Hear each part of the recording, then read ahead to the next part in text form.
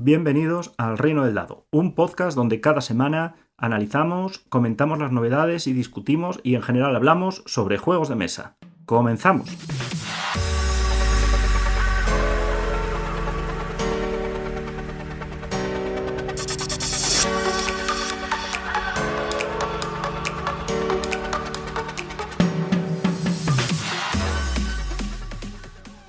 Bienvenidos, esta semana ya hemos dejado atrás el periodo de fiestas, nos queda por delante fin de año y año nuevo, que espero que paséis estupendamente. Y además en esta época nos hemos levantado con la resaca de una noticia. Es verdad que este no es un programa de noticias como tal, pero nos hemos levantado con la sorpresa del bombazo de la adquisición por parte de Devir de Maldito Games. Maldito Games, que era una editorial, es una editorial, perdón, que tiene un catálogo amplísimo, que tenía además una política de lanzamientos muy extensa, en el sentido de que no solo tenía muchos títulos, sino que además garantizaba que una vez que se hacían con los derechos de publicación en castellano, iban a publicarlo absolutamente todo lo que hubiera de ese juego, lo cual era muy buena noticia como para los que, como yo, tenemos un afán completista y nos gusta tener todo. Sabemos que salvo que algunas cosas puntuales que por razones contractuales no se podían publicar, Maldito tenía todo disponible en su página web, pues los tableros especiales, las cartas de la GameCon, lo que fuera promocional, ellos lo sacaban. Se podía discutir a lo mejor si el precio era un poco más o menos alto, pero es verdad que producciones tan limitadas con ese alcance tan pequeño, al final hay que pagarlo de alguna manera. Pero, por ejemplo, si no, ¿con qué otra editorial nos podíamos haber hecho con todas las cartas promo de Terraforming Mars? Además, también viene a destacar un comentario que yo hice en algún programa anterior sobre el tema de un poco la burbuja de los juegos de mesa. En una entrevista que dio Masqueoka se hablaba de que era difícil en el mercado actual tener un juego. Los hay, juegos puntuales que venden muchísimo y venden a lo largo del tiempo, pero que están un poco las editoriales, debido al tiempo en el que estamos viviendo ahora, que están obligadas a hacer lanzamientos continuos, porque tú tienes un juego que lo sacas como novedad, te garantizas una ventana de venta de 3 meses y luego el juego no se vende absolutamente nada. Es un tema que además a la gente que es ya como yo mayor y que llevamos bastantes años en esto, nos parece muy curioso el hecho de que tú tengas un juego, lances una novedad bastante potente en una campaña de promoción, una campaña de marketing, lo pasees, lo lleves a demostración y sea un juego que solo se puede encontrar durante 3 meses y que después ya la posibilidad de encontrarlo es muy complicada, tenemos esas ventanas de reedición, pues es un tema sorprendente. Estamos acostumbrados hace 20 años, hace 25 años, a tener juegos que se reeditaban persistentemente y que tú sabías que en el momento en que quisieras ibas a ir a la tienda y te lo ibas a poder comprar. Y ahora, de repente, juegos, pero de primer nivel, sabes que o tienes esa ventana de 1 mes, 2 meses para comprártelo, o se va a agotar. Incluso quizás se podría decir que en algunas situaciones con algunas licencias es más complicado el hecho de tenerlo permanentemente en el mercado. Las licencias duran lo que duran, pero sí que es verdad que no puede más que extrañarnos que de repente haya una salida fuerte, como por ejemplo, no sé, se me ocurre el Señor de los Anillos Duels, que fue una reimplementación del Seven Wonders Duel y que nos digan que se ha agotado, que quizás está pendiente de reedición, pero que no tenemos garantizado que vaya a estar de cara al año que viene. Y esto es muy sorprendente. Estamos desde luego en un momento de burbuja que está haciendo sufrir a las editoriales. Maldito, bueno, tenéis la lista de lanzamientos. Era una editorial que fácilmente se comía mes a mes el 50%, el 40% de las novedades. Y esto al final genera muchísimo estrés a la editorial de cara a gestionar los recursos, el dinero que tienen y además los almacenes y la rotación de producto. La compra además de Maldito por parte de Devir refleja lo bien que ha estado a nivel empresarial haciendo Devir las cosas. Es verdad que no estamos viviendo tampoco una época de Queen Games o de Fantasy Flight de cajas muy aparatosas con precios altos y ya un poco medio vacías o que estemos comprando aire, como se solía decir, pero también es cierto que hay editoriales que tienen juegos quizás de precios altos, novedades potentes, que no está justificada ese nivel de producción. En el caso de Maldito, a mí no me atrevería a juzgar a la ligera que ha habido un mal lanzamiento o que ha habido una mala política empresarial. Yo, desde luego, no tengo ninguna responsabilidad y tampoco tengo la información.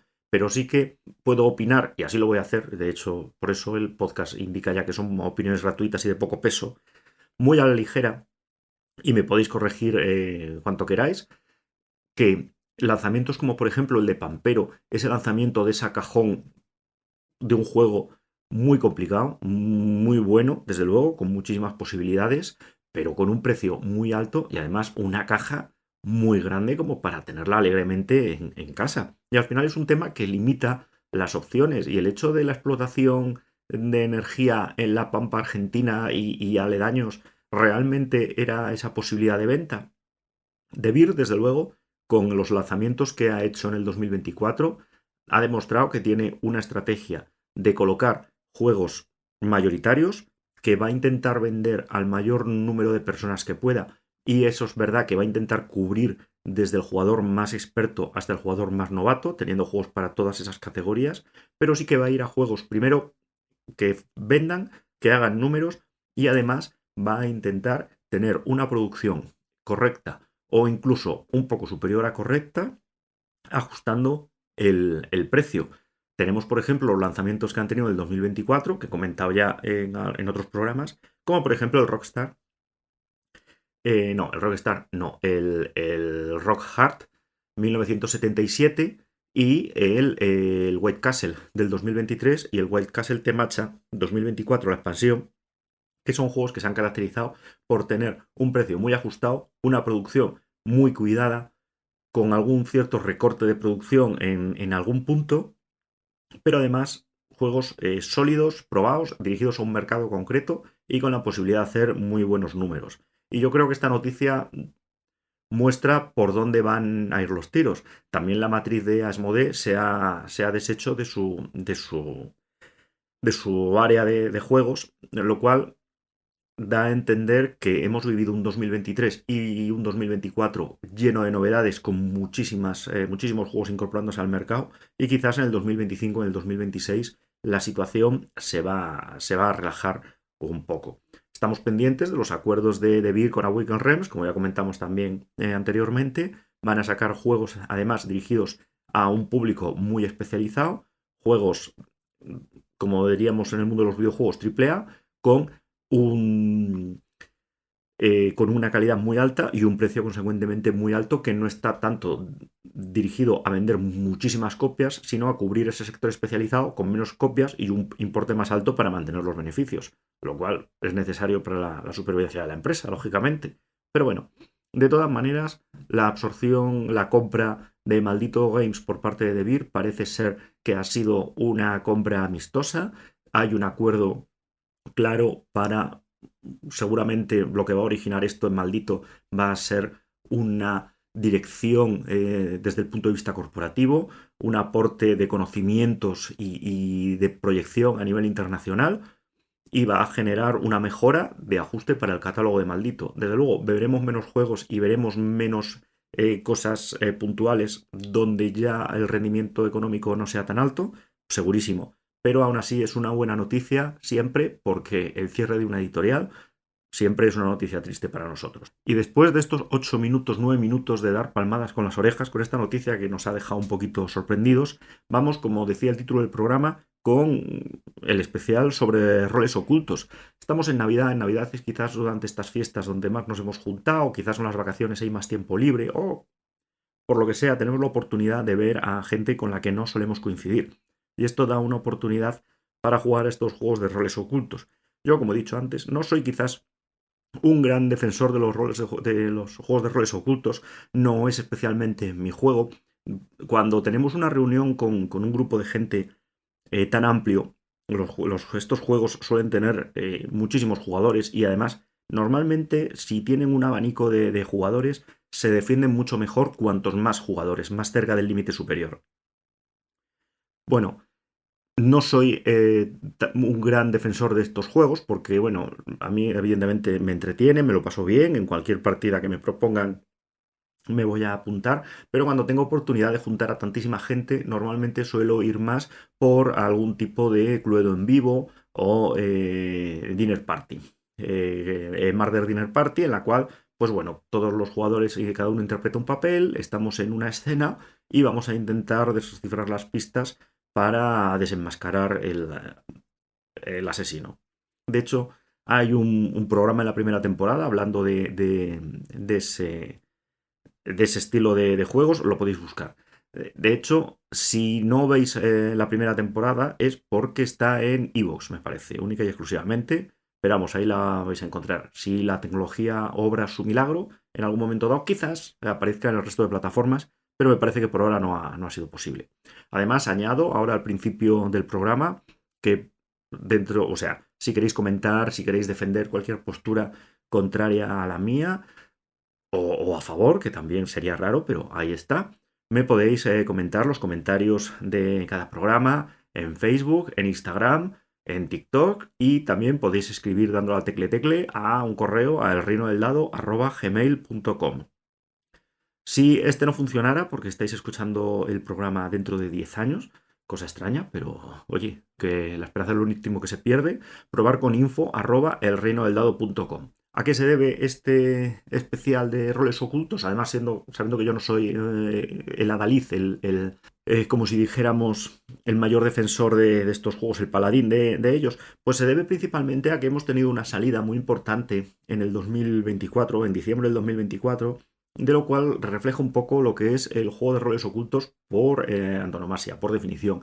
Estoy hablando del Blood on the Clock Tower, un juego que salió en el 2022, pero que Bumblebee se ha atrevido a lanzar en el 2024. ¿Por qué digo se ha atrevido? Bueno, Bumblebee evidentemente es en mi opinión, una vez más, mi opinión gratuita, es una editorial valiente porque se dedican a editar juegos de mesa y videojuegos, que no se me ocurren dos sectores más arriesgados para meterse como empresa, sobre todo con el tema de la localización, etcétera.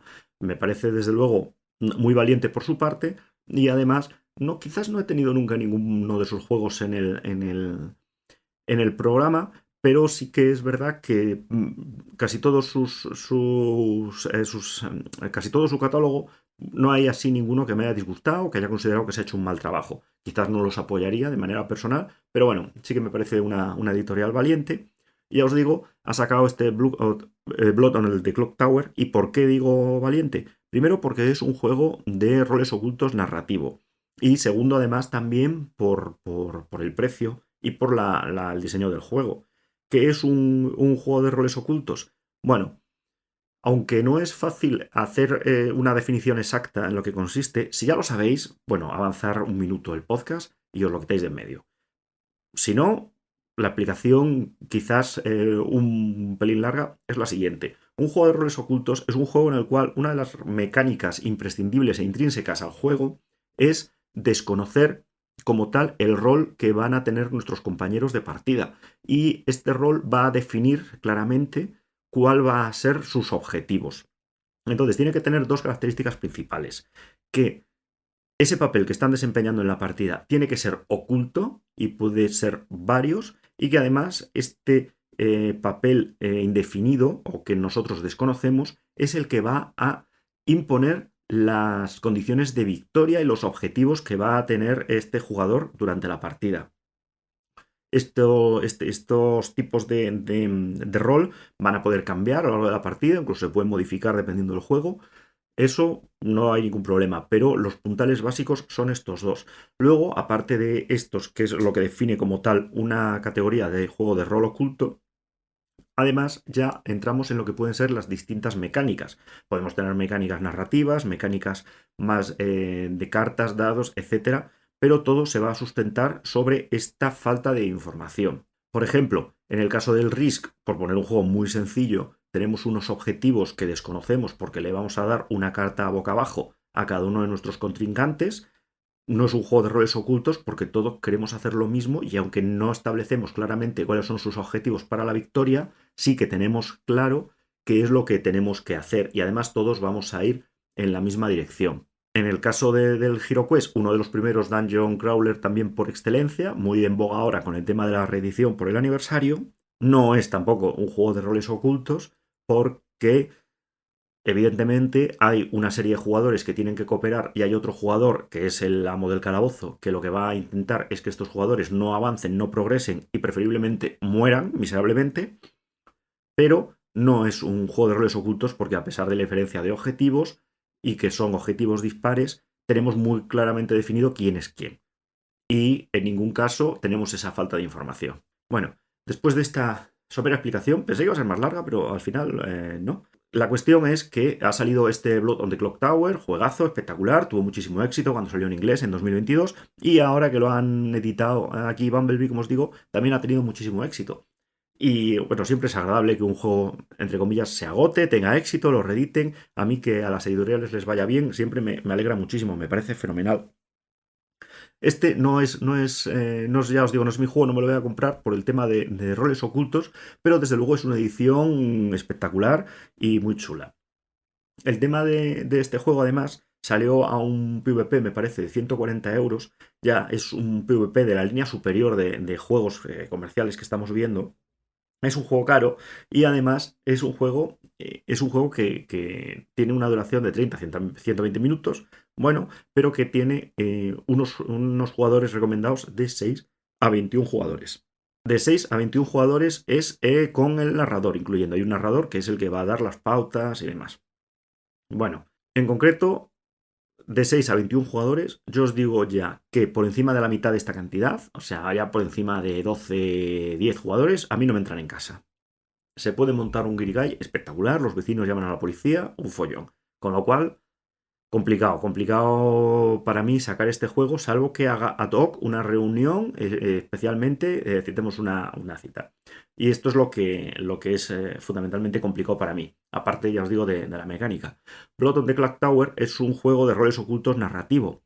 El tema narrativo es porque sobre todo hay una serie de reglas básicas que se van a usar por el narrador. Es el que va a ir dando un poco las directrices y tiene un comportamiento clásico en el tema de los roles ocultos narrativos, que es que va a transcurrir un día con interacción entre los jugadores, va a haber una noche y en la noche uno de los jugadores va a fallecer. Después de la sorpresiva muerte, sorpresiva no, porque todas suelen morir uno, pero bueno, después de esta sorpresa, a la mañana siguiente, el resto de aldeanos cogen las orcas y las antorchas, escogen a uno de ellos por una ordenada votación y este es ejecutado. Esto básicamente es desde hace muchos años la mecánica de los roles ocultos narrativos. Ya os digo, hay una serie de reglas con el tema de las votaciones, lo que se puede hacer, lo que no se puede hacer, pero son unas directrices muy generales para que se abra el debate, para que los jugadores hablen entre ellos, se convenzan, se coman la oreja y lleguen a una conclusión acertada o no.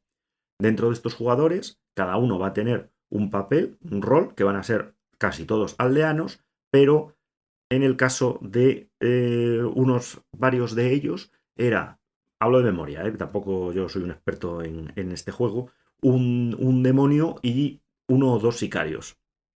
Ya os digo, dependiendo del número de jugadores, además. Entonces, estos demonios tienen unos objetivos y los aldeanos tienen otros objetivos. Y además, el demonio, los sicarios y los aldeanos tienen, entre comillas, profesiones que les dan ciertas características o habilidades que les van a permitir pues, poseer más o menos información. Y aquí, además, es una de las genialidades de los juegos de roles ocultos narrativos que si tú tienes un personaje con una habilidad muy potente, tienes mucha información, pero tampoco puedes usar esa información alegremente, porque en cuanto el enemigo vea que tú tienes mucha información y que eres un personaje con una habilidad útil, está clarísimo que a la noche siguiente vas a caer muerto, pero vamos, clarísimamente. Bueno, la edición de este juego es una preciosidad, os recomiendo que lo veáis, pero este programa no va sobre Blood on the Clock Tower. Tenéis muchísimos análisis en YouTube, en Twitch, lo buscáis, cualquier información, cualquier duda que tengáis, ahí va a venir perfectamente resuelta.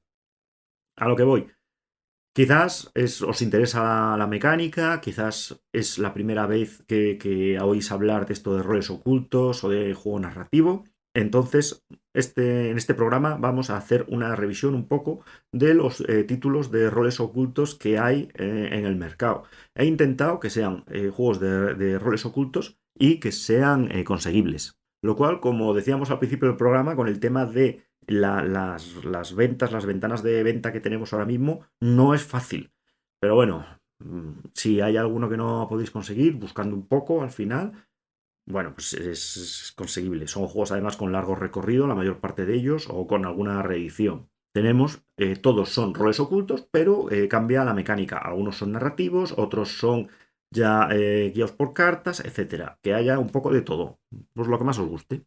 Bueno, viendo los minutos que llevamos, este programa se va a alargar un poco más de la media hora. Ya voy pidiendo disculpas por adelantado. Ya os digo, vamos a hacer una revisión rápida de juegos que estén en el mercado, que sean fáciles de conseguir, relativos a los roles ocultos, con una variedad de narrativa. Y sin más dilación, empezamos con el que es un clásico. Yo creo que fue, quizás no es el primer juego de roles ocultos que tuvimos, pero sí que claramente fue el que extendió la fiebre por el mundo. Juego incluso muy jugado en algunos ambientes. Es, bueno, la verdad es que no lo he dicho antes, pero es que el juego de roles ocultos es un poco el juego del asesino que se solía jugar con la baraja habitual, ¿no? La española o la francesa.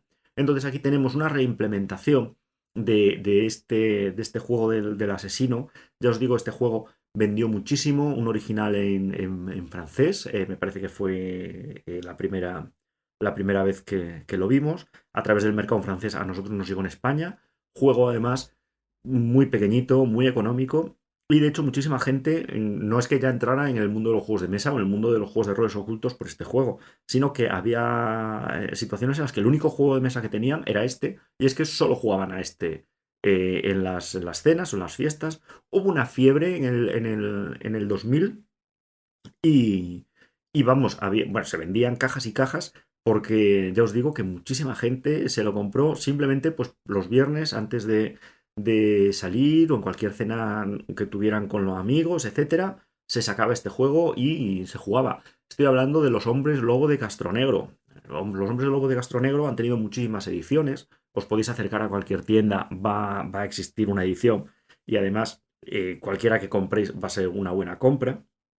Empezó como un juego de roles ocultos en el cual solo teníamos lo que eran los aldeanos, los hombres lobo, con un narrador como los juegos narrativos, que indicaba cuándo era de noche, cuándo se despertaban los lobos, cuándo era de día y quién había muerto. Y además, aparte de los aldeanos, pues había unos aldeanos con unas ciertas habilidades especiales.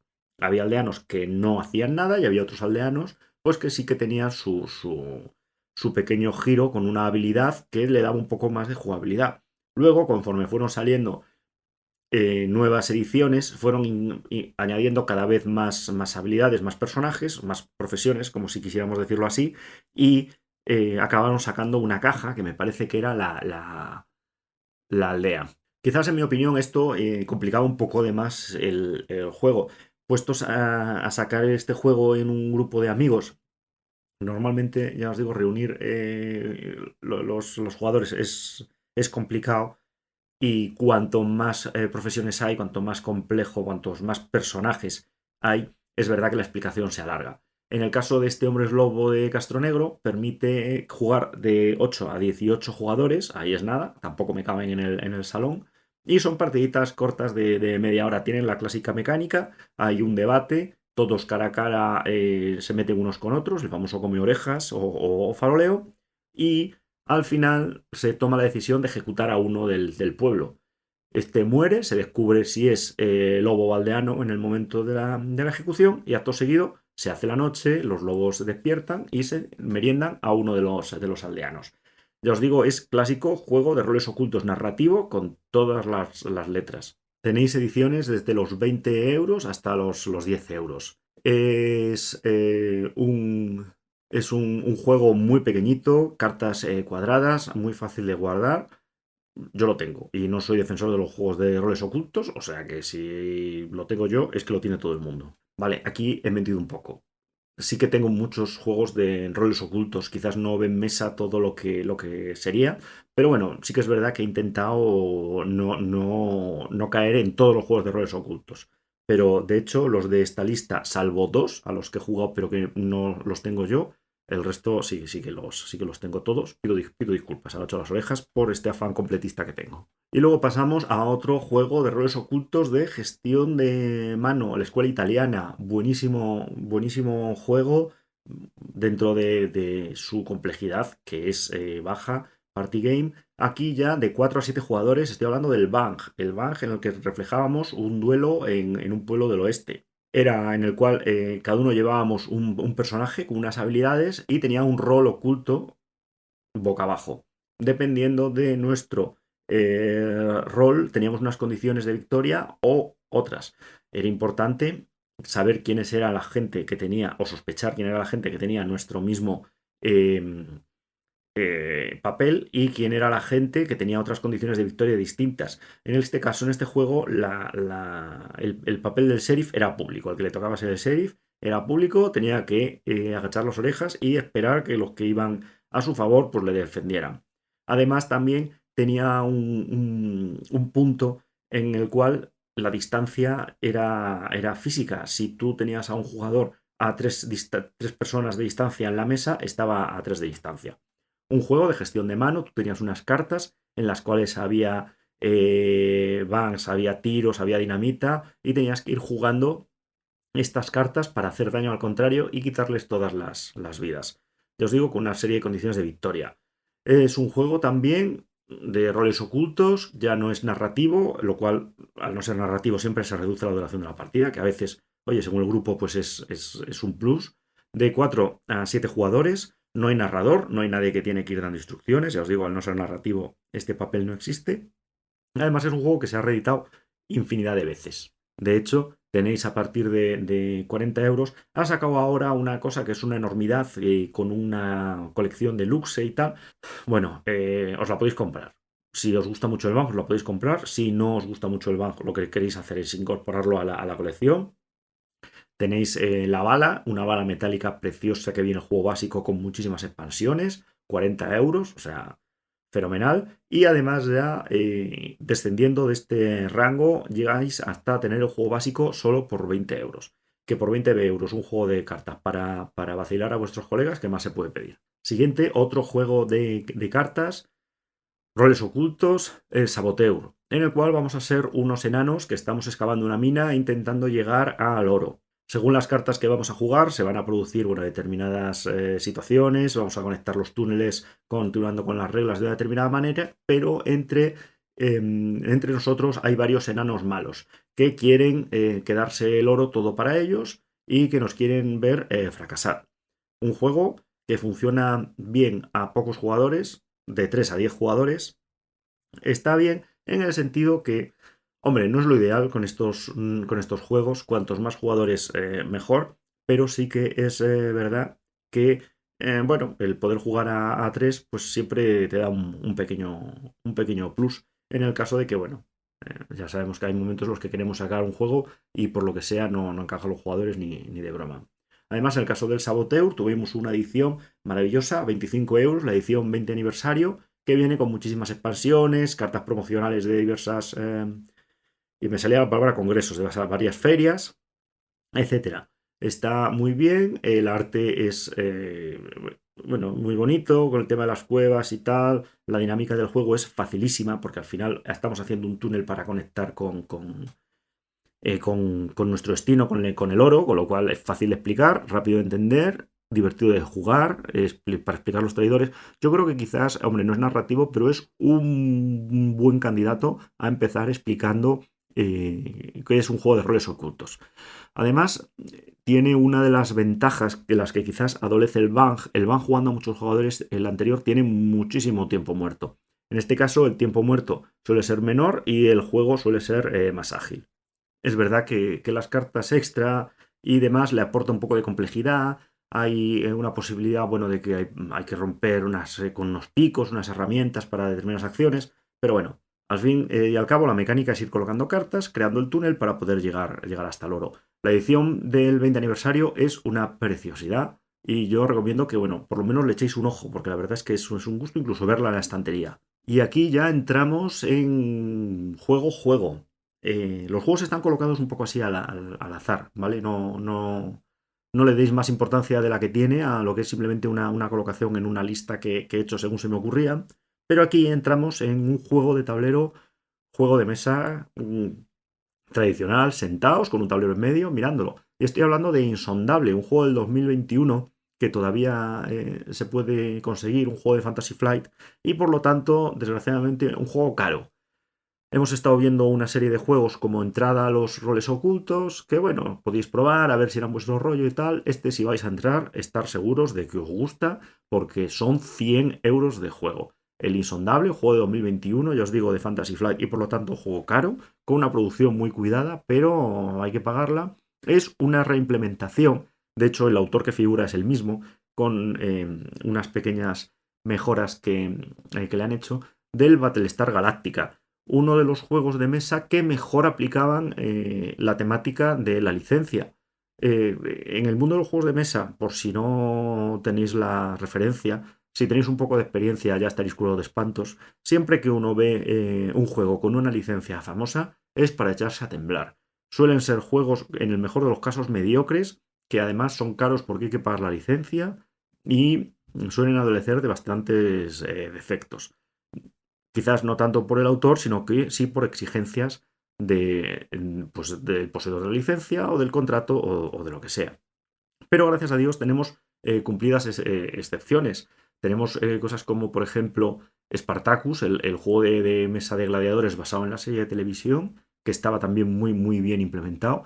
Y aquí tenemos el Battlestar Galactica, que fue una implementación brillante, con algún problemilla de mecánica, pero bueno, por el resto muy buen juego. Tan buen juego que una vez ya perdida la licencia de Battlestar, Fantasy Flight se ha animado a sacar esta reimplementación.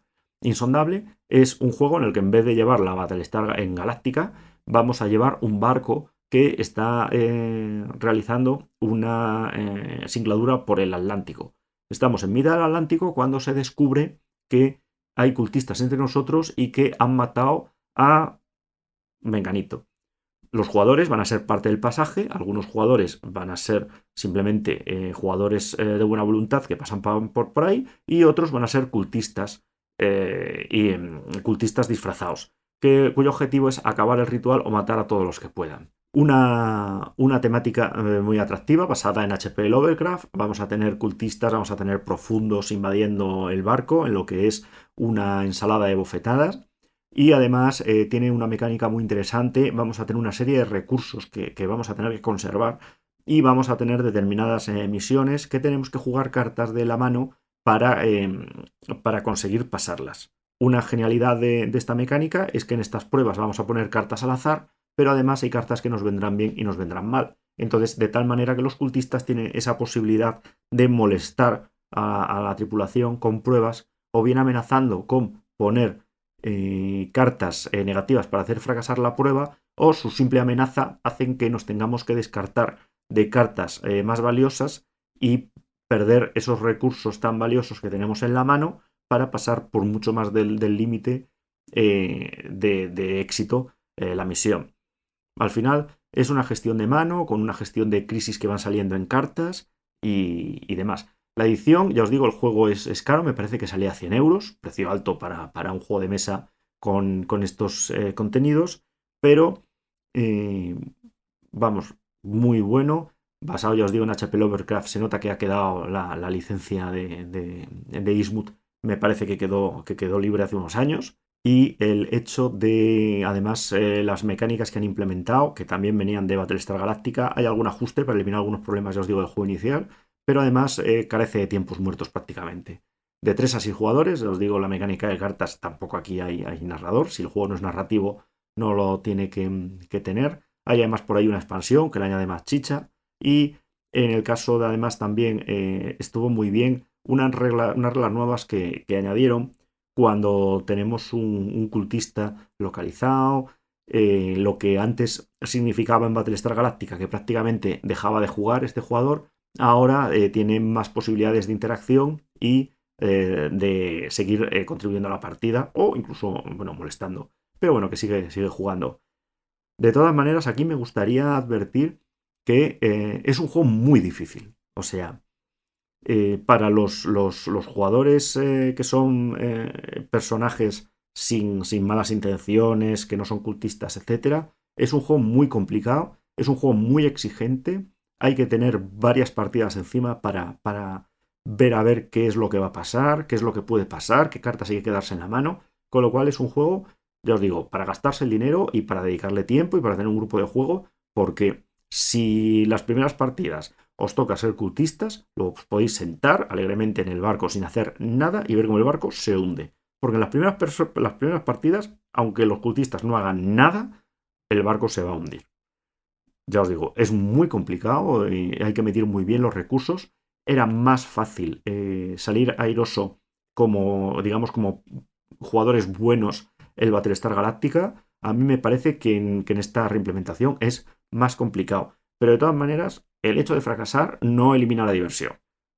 Yo, si os parece interesante, darle una oportunidad.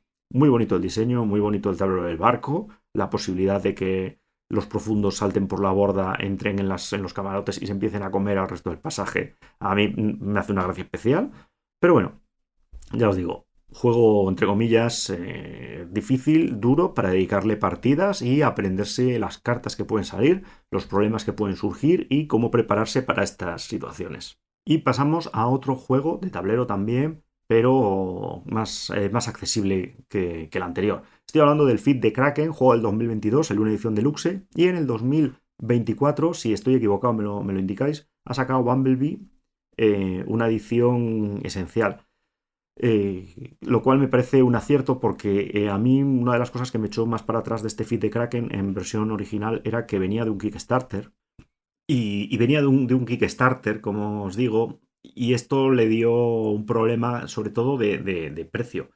Cuando se sacó la primera edición, que venía edición directa del Kickstarter, venía con una serie de miniaturas y de componentes deluxe que, joder, daba un poco de miedo a la hora de meterse en el juego, o sea, un poco de PvP. Y ya os digo, Bumblebee ha sacado esta edición esencial, básicamente dirigida a tener el juego básico, pintón, con las mecánicas adecuadas y sin más añadidos, por 40 euros. 40 euros, un juego de 10 a 11 jugadores, 45 o 90 minutos de duración. Evidentemente, si sois 11 jugadores, se van a ir a 90 minutos, casi 120, pero bueno.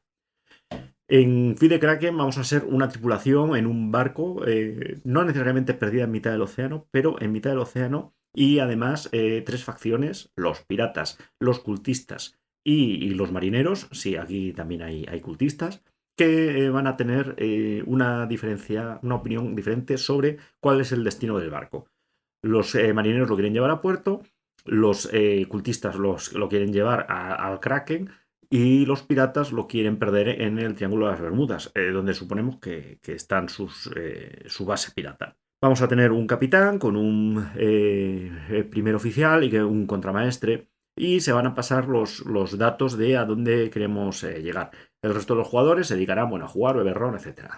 Una serie de mecánicas que, viendo ya lo que llevamos de programa, no me voy a entretener. Al final se va a ver hacia dónde se mueve el barco, y si se mueve el barco hacia donde no debería, vamos a tener la típica ronda de acusaciones y demás y tal.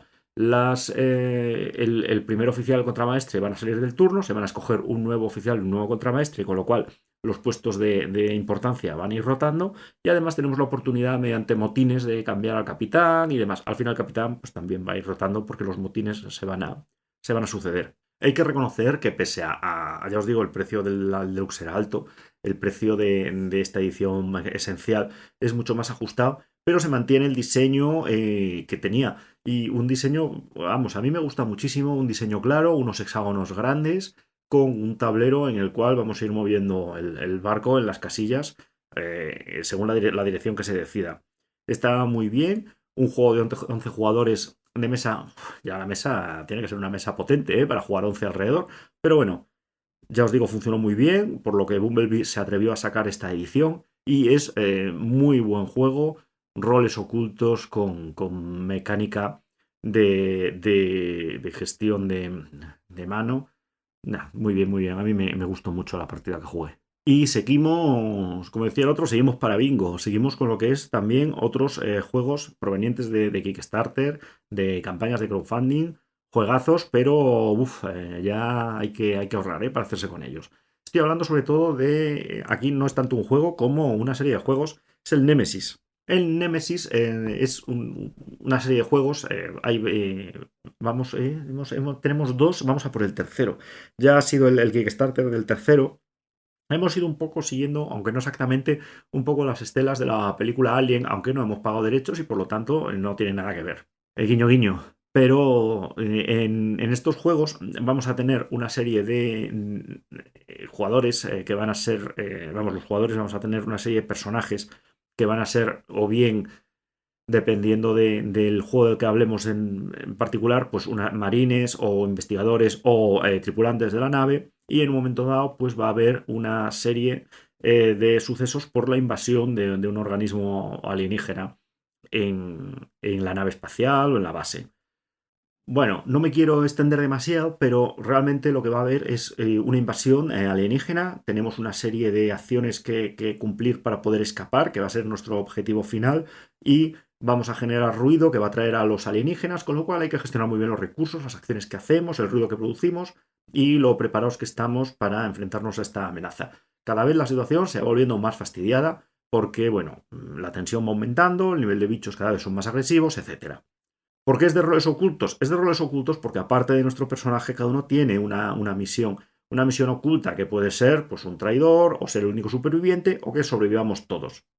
Es quizás de toda esta serie el que más flojo tiene implementado la temática de roles ocultos, pero esta desconfianza sí que genera muy bien la mecánica de supervivencia y de que al final es cierto que no te puedes fiar exactamente del resto de tus compañeros, porque es verdad que si fuéramos a ganar todos, pues el tema de sacrificarse uno para que el resto sobreviva podría ser una opción, pero bueno, luego en las películas y en la realidad eso no es tan utópico y siempre tenemos la opción de que sálveme yo y ya el resto que se busque la vida. Y esto queda muy bien reflejado por estas, estas mecánicas de objetivos ocultos. Bueno, en Nemesis, además, ya os digo, tenemos el ir recorriendo pasillos, haciéndonos con determinadas herramientas para convertirlas en armas o usar estos equipos, llegar a determinadas zonas para poder recuperar la luz o información, etcétera. Es un juego que ha funcionado muy bien, esta serie de juegos. Prueba de ello es la cantidad de dinero que está recaudando en los Kickstarter. La tercera versión en la cual ya éramos los marines coloniales entrando a sangre y fuego en la nave enemiga recaudó una fortuna. Así que si un juego se vende tanto, será por algo. Uy, me he olvidado, me indican que no he comentado ni el número de jugadores ni el resto de datos. Es un juego de 1 a 5 jugadores, se puede jugar en solitario, lo cual ya os indica, da prueba de que la implementación de los roles ocultos está ahí cogida un poco más floja que el resto. De 90 a 180 minutos es un juego largo. Y además es un juego caro, es un juego que en su edición básica sale por 150 euros si lo compráis, ya os digo, en tienda. En GameFound y en Kickstarter están saliendo 200 y pico euros. O sea, ya hay que... Viene mucho material, es un juego largo, con una campaña y demás, pero sí, es que es un juego que hay que ahorrar para tenerlo en la colección. Y además, ya os digo que si vais a por roles ocultos, no es un juego tampoco que lo tenga tan implementado en su ADN, en la mecánica, como para justificarlo. Pero si os gusta la supervivencia espacial, la verdad es que es un juego muy, muy interesante. Y seguimos con Station Fall, un juego del 2023 en el que vamos a ser o bien astronautas, o bien robots, o bien ninguno de los anteriores, en una estación espacial que se dirige a la atmósfera terrestre, donde va a arder como una tea, que va a dar gusto verla. En esta situación de crisis se desata un sálvese quien pueda, en el cual vamos a tener que usar nuestros recursos para ir recorriendo la estación espacial, realizando la mayor cantidad de acciones posible de cara a conseguir nuestro objetivo, que según quienes seamos va a ser de uno u otro tipo y además van a entrar en conflicto. Es un juego de 1 a 9 jugadores, duración media de 60 a 150 minutos. Es un diseño quizás más cartoon, más simple. A mí es de los diseños que menos me han gustado de esta lista, pero bueno, es que no se puede tener todo, no se puede crear una genialidad como este juego y aparte clavarlo en el diseño. Juego que salió un poquito subidito de precio, ya os digo, también ha salido de un crowdfunding, 90 eurazos. Las mecánicas de este juego además fueron muy innovadoras en el sentido de que al principio vamos a tener una serie de personajes están reflejados tanto en el tablero y en las cartas. Uno de ellos va a ser nuestro, pero al principio no revelamos cuál. Y todos los jugadores van a poder mover todos los peones.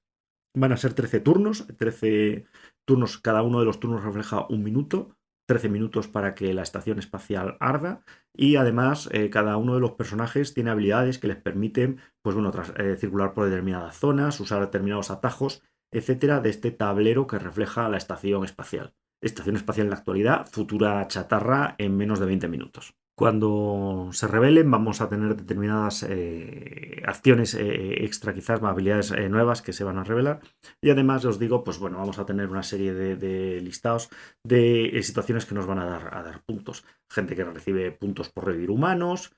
No tiene que ver necesariamente con que no hayamos sido nosotros los que los hemos puesto en una situación que necesiten ser revividos. Eso no le influye al juego, con lo cual ya imagináis por dónde van los tiros. Y ya os digo, cada uno va a ir puntuando por una serie de cosas. Cuando se revelen los roles, vamos a intentar que ellos no puntúen sus hits, sus objetivos como tal, y nosotros sí. Y pues bueno, algunos ya os digo confluirán y serán conflictivos y otros no. Algunos querrán volver a la Tierra o querrán obtener determinados objetos, otros querrán arder con la estación o que el mayor número de personajes arda, etcétera. Es un juego con muy buenas críticas, proveniente de un crowdfunding o con una duración quizás un pelín larga para lo que son roles ocultos, pero sí que está muy bien implementado. Ahora también es verdad que dentro de los roles ocultos es un tema ya un poquito más especial porque el rol va a ser oculto durante una determinada parte de la partida. En cuanto nos revelemos quiénes somos, nuestros objetivos y lo que queremos conseguir va a quedar clarísimo, lo cual hace que sea un poco una rara avis en los juegos de esta lista. Y seguimos con otra licencia, en este caso de una película de los años 80, The Thing, la cosa, el juego de mesa, un juego que salió a 70 euros, juego de 1 a 8 jugadores. De un jugador no lo acabo de ver, pero bueno, lo dice la caja, será verdad. Y sobre todo, vamos, yo creo que por encima de 4 os va a funcionar bien. Por debajo va a ser un poco complicado. De 60 a 90 minutos de juego temático americano clásico. Vamos a tener roles ocultos. Vamos a ser una serie de científicos como en la película, perdidos en una base ártica que, bueno, pues descubrimos un organismo y va a infectar a uno de nosotros. Empieza la partida, vamos a estar en la base ártica y vamos a tener ya a un traidor. Este traidor tiene varios objetivos que son contrarios a los nuestros, que son sobrevivir. Pues los objetivos son o bien conseguir huir, escapar de la estación, o bien de la base ártica, o bien van a ser acabar con todo el mundo y que no se conozca su presencia aquí, que nadie pueda escapar. Tiene el toque de estos roles ocultos a la hora de a la hora de avanzar la partida. Vamos a tener que ir recorriendo diversas partes de la estación, vamos a tener que ir manteniendo la calefacción, la luz en marcha. Hay una serie de requisitos, una vez más dirigidos a no morir, que siempre es interesante. Y además lo que le da un giro de tuerca, está muy bien reflejada la película en este juego de mesa, es que en este caso el traidor, entre comillas, el adversario, puede infectar a jugadores humanos si se queda solo a solas con ellos, lo cual favorece la paranoia, la traición y en general la mala baba. Vamos a ir teniendo, ya os digo, un tablero reflejando la base con los distintos personajes y el estado de sano o infectado. Vamos a tener, bueno, que ir recorriendo esta base o parte de las exteriores a fin de arreglar el helicóptero o arreglar cualquier parte de la base que se estropee, bien per se o porque está estropeado, bien porque la cosa ha hecho de las suyas. Igual que reflejaba la película, vamos a tener la posibilidad, bueno, los análisis de sangre para probar quién es humano, quién está infectado y sobre todo la paranoia de no saber el número de infectados o de traidores que hay en nuestro equipo. El juego funcionó muy bien, ya os digo, salió ajustado de precio, muy reflejado en la temática de la película de culto, así que nada, muy muy bien. Y además una duración que no se hacía excesivamente larga. Bueno, y vamos a ir con el último de la lista, aquí con una bajada de complejidad abismal. Aprovecho además, hago una pausa, como hago en todos los programas, para decir que, por favor, os suscribáis, le deis a la campanita, le deis a me gusta, etcétera, porque al final nos ayuda muchísimo las métricas, nos ayuda a estar ahí, nos sube la clasificación en las distintas plataformas, tenemos mayor visibilidad y además esto nos ayuda a poder hacer más y mejor contenido. Además también, como he comentado antes, cualquier comentario, etcétera, nos podéis escribir, nos lo comentáis o cualquier sugerencia si queréis que nos dediquemos a algún tema particular o que quizás le dediquemos un programa a alguno de los juegos que hemos repasado de manera somera y bastante rápida por encima. Y sin más, vamos con el último. El último de la lista es un juego que se ha quedado el último, a pesar de que quizás iría un poco más con el tema de los primeros que hemos visto. No es como tal exactamente un juego de roles ocultos. Es verdad que hay un personaje oculto con unas opciones claras, pero bueno, a mí es un juego que me gusta bastante en su simplicidad para explicarlo y a la hora de entender cómo funciona. Lo he dejado ya además para el final porque es como muy específico del mercado castellano. Pero bueno, es un juego que es reimplementado muchísimas veces, con lo cual se va a poder encontrar en casi cualquier sitio. Estoy hablando de Ghostberry, un juego del 2016, que luego se reimplementó como el Camaleón o también como el que yo conocí, que es el Portero Baldomero, que vaya patinazo de título hacia el castellano. En este juego es un juego de 4 a 6 jugadores. No, perdón, de 4 a 6 no, de 3 a 8. De 3 a 8, pero con 3 jugadores es complicado sacarle chicha. Con una duración de 15 a 20 minutos de partida. Es un juego, no tengo el dato aquí delante, pero me parece que se mueve en torno a los 20-25 euros. Es heredero un poco del código secreto. Los que habéis jugado al código secreto ya sabéis de qué va. Bueno, por el resto lo explicaré un poco más la mecánica. Simplemente tenemos una serie de tarjetas en el juego que van a ser palabras al azar. Determinadas palabras que, bueno, responden a una mirriada de objetos que tienen muchísima extensión. Esto lo vamos a colocar en una cuadrícula, como hacíamos el código secreto, y vamos a repartir una carta de a cada uno de los jugadores. En todas las cartas va a venir una coordenada, que es la misma coordenada para todos los jugadores, si no, no tendría sentido el juego, menos una carta que lo que dice es que eres el portero.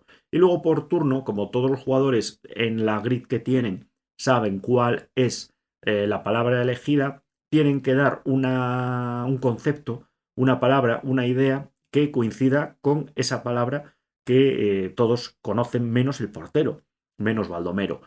La genialidad es que tú tienes que dar una palabra que refleje claramente la idea de la que estamos hablando para que todos los jugadores sepan que tú eres uno de ellos y que no eres el portero, que no eres Baldomero, pero a la vez tienes que ser lo suficientemente vago como para que Baldomero no sea capaz de discernir ni la temática ni la palabra de la que se trata. Porque en el momento en que eso ocurra, pues os la va a colar. Luego por turnos vamos a ir diciendo esta palabra y al final hay que decir quién es Baldomero. ¿Qué pasa? Que si tienes un concepto, como ya os he dicho, y a Baldomero le toca jugar el último de la ronda, va a tener muchísima más información. Si le toca el primero, va a tener muchísimos más problemas. Le van a cazar casi seguro. Pero bueno, es una cosa con la que hay que contar. Y además, si los jugadores han sido muy claros en sus conceptos, pues bueno, va a poder sin ningún problema mimetizarse como uno de los vecinos. Al final es verdad que es un juego que se debe mucho a cuando te toque ser Baldomero, el reparto al azar, el número de orden en el turno, quizás el concepto que salga en ese momento, pero es verdad que es un juego al final un party, es un juego para pasar el rato, para mirarnos y para decir el concepto. Ya os digo, juego con el precio ajustado, una reimplementación y que funcionó muy bien. Quizás no podáis encontrarlo ahora mismo, pero vamos, van saliendo versiones, o sea que con que hagáis un poco una búsqueda medio interesada, vais a obtener algún dato o alguna opción distinta. Bueno, y sin más, me voy a despedir antes de llegar a la hora de duración. Sí, vamos a alcanzar la hora. Bueno, porque sí que me gustaría acabar, nada, con unas rápidas pinceladas, hablando del tema de los roles ocultos. Prácticamente yo creo que no me queda nada más que decir, salvo importante. Es un juego que, como otros juegos narrativos o otros juegos que dependen muchísimo de la interacción entre los jugadores, hablamos por ejemplo del República de Roma, es un tipo de juegos que se favorece, se recibe muchísima calidad del grupo de juego con el que estemos jugando. Entonces, es verdad que quizás hay juegos que cuando los sacamos a una mesa tenemos menos. Pues no entran tan bien, no se disfrutan tanto, no reciben, no dejan ese buen sabor de boca. Y sobre todo, puede ser porque o bien el juego necesita más rodaje, en el caso de Insondable, ya os digo, es un juego que necesita varias partidas, pero también puede ser porque quizás el grupo, la mecánica, la dinámica del grupo no ha sido la adecuada. Se le puede dar incluso también otra prueba o incluso hay que admitir a veces que, oye, que ese juego en ese grupo no encaja. También ha pasado con el juego de, por ejemplo, de cartas de paranoia, muy dependiente del juego, del grupo en el que estábamos. A todos los juegos de roles ocultos puros como tal, sobre todo en un punto altísimo, los narrativos, y luego dependiendo de la mecánica en la que se basen, algunos más y otros menos. Por ejemplo, el Bang con el grupo adecuado puede ser un festival, etcétera. Y luego hay otros como el Nemesis que sí que afecta bastante menos en el tema de la estación, pues también suele tener menos influencia, pero luego ya os digo, los que son puros como roles ocultos sí dependen muchísimo de ese grupo, de la dinámica que tengamos, de la confianza en la que estemos. Y entonces hay que tenerlo en cuenta a la hora de jugar, pues eso, darle más partidas o incluso quizás, oye, quitar uno, ir a otro. Oye, mira, quizás hemos jugado demasiado fuerte con este juego porque hemos usado un juego de roles ocultos narrativo y la gente no está acostumbrada, no se suelta, es muy apocada, etcétera, o por lo que sea no encaja. Es muchísimo más fácil, por ejemplo, sacar un juego de roles ocultos. A lo mejor me estoy yendo un poco al extremo, pero el Saboteur, por ejemplo, o quizás el feed de Kraken, o incluso quizás el Bang, porque al tema de tener la distancia entre jugadores hay veces que los ataques y demás, bueno, pues salen como salen, que quizás bueno, el caso de Blood of the Clock Tower es como muy específico, pero también en el caso de los hombres lobo de Castronegro, también está de Werewolf in Me, etcétera. O sea, hay varias ediciones. A la hora de escoger un juego de roles ocultos narrativo, es muy importante el tema del conflicto, cómo manejamos el conflicto entre los jugadores. Porque cuando estamos jugando, ya os digo, un hombre lobos de casto negro o en general esta característica de juegos, incluso un insondable, cuando llegan las votaciones, hay un conflicto. O sea, hay que acusar, hay que, entre comillas, cabrearse, o hay que discutir, hacer un faroleo, meterse con alguien, etcétera. Y entonces esto puede llegar a que en grupos donde quizás no hay esa confianza o quizás hay gente más recién llegada que no está todavía en la dinámica del grupo, pues este conflicto no le es cómodo o es apocado o directamente es una persona que no le gusta mantener incluso en la mesa de juego de manera ficticia un conflicto y entonces el juego pues se deshincha un poco. En el momento en que tenemos un director de juego, claro, puede arruinar el juego de roles ocultos narrativo y entonces hay que tenerlo en cuenta. Pero ya os digo que de todas maneras, a la hora de entrar en el mundo de los roles ocultos, cuando uno encuentra una mecánica que le encaja, sea narrativa o sea más mecánica de juegos de mesa, es desde luego una buena oportunidad de darle un poco de sabor, de especiar un poco la partida. No tanto estar como en lo que es un juego de euro clásico a puntuar más, sino también darle esa labor social, esa interacción, que al final es para lo que hemos quedado. Y sobre todo juegos, ya os digo, que se benefician pues de jugarlo en un juego, en un grupo de juego o en otro. A veces el juego cambia completamente, a veces a peor, pero bueno, a veces dentro del mismo nivel de disfrutar pues es una experiencia totalmente distinta y se merece que le demos una oportunidad.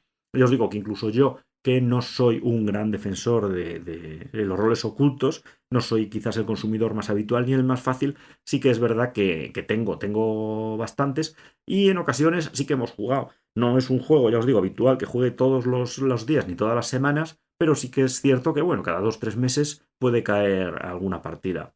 En el caso de ya grupos de juego más consolidados, el Insondable siempre es una opción muy entretenida y juegos con más cualidades, o incluso en el caso de grupos improvisados por una fiesta y tal, que se plantea la posibilidad de jugar a otra cosa, pues el hecho de llevar un hombre lobo o quizás llevar Ay, me salía el Bang, pero a lo mejor el Bang es demasiado corto de jugadores, pero un Saboteur pues siempre es una opción. Bueno, espero que me dejéis vuestros comentarios, si estáis de acuerdo, no, qué tal con ese Blot on the Clock Tower. Espero que lo estéis disfrutando muchísimo, espero que sigáis comprándolo y espero que sigáis haciendo gasto, que al final yo ya sabéis que estoy muy contento con a las editoriales les vaya muy bien. Espero que hayáis disfrutado de las fiestas, espero que disfrutéis de la salida a inicio de año y espero además veros también en el próximo programa, que esperamos que sea ya las novedades de enero del 2025.